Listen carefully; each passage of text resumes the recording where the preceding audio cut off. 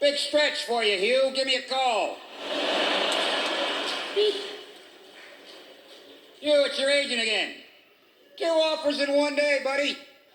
You're going to be opposite Catherine Zeta-Jones. You'll be a foppish, bumbling British fish out of water. Hugh, it's Nubian Goddess's escort agency. We got a couple new women in this week you might want to be. I'm here. Don't hang up. I'm right here. Don't hang up. I've been married for 8 years. My wife is from Liverpool. Before you make any assumptions whatsoever, she's calmed down considerably. She used to talk like that, but we live in Montana, and she was attracting wildlife. It's up and down. Marriage is up and down. Anybody tells you it's perfect, it's not. You get mad. You can't talk about your marriage to people you know. They don't want to hear it. My marriage is screwed up, which is occasionally. I just talk to my bank manager. I never met him. I just have a telephone bank manager, telephone banker. And I changed banks, and when I moved to a new bank, they asked me if I wanted to design my own security question. So I said, sure. So my security question is, why didn't you take your wife on a honeymoon? So when I call up the bank, they have to ask me, why didn't you take your wife on a honeymoon? And then I have to answer, yeah, that makes sense. Start out the relationship in the polar opposite direction of the emotional death pact you've just signed on to. Let's just go sit under a palm tree and tack on a children's fairy tale opening to the novel that is The Shining.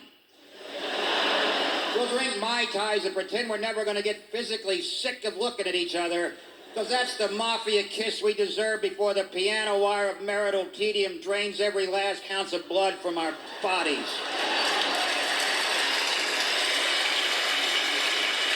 And then the banker says, well, congratulations, you passed security.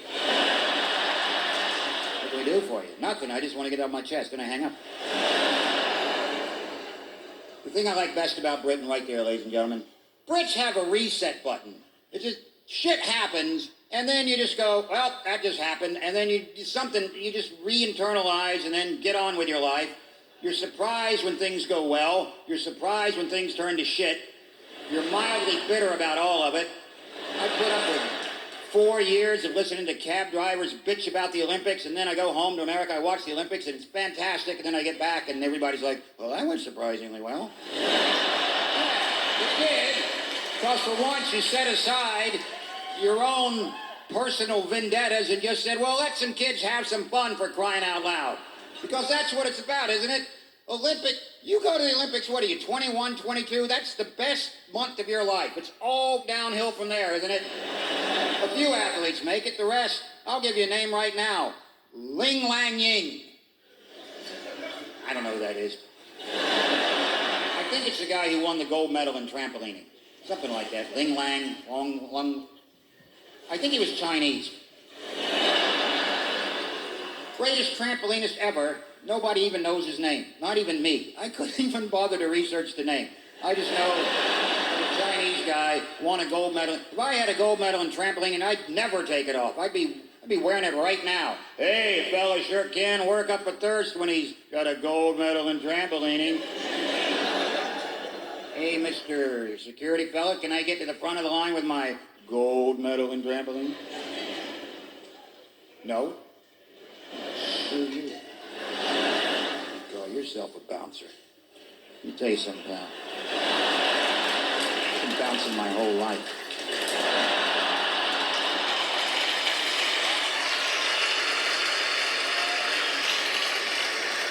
I had a horse meet in Montreal last month. See, this is something that Brits are kind of upset about, but not really.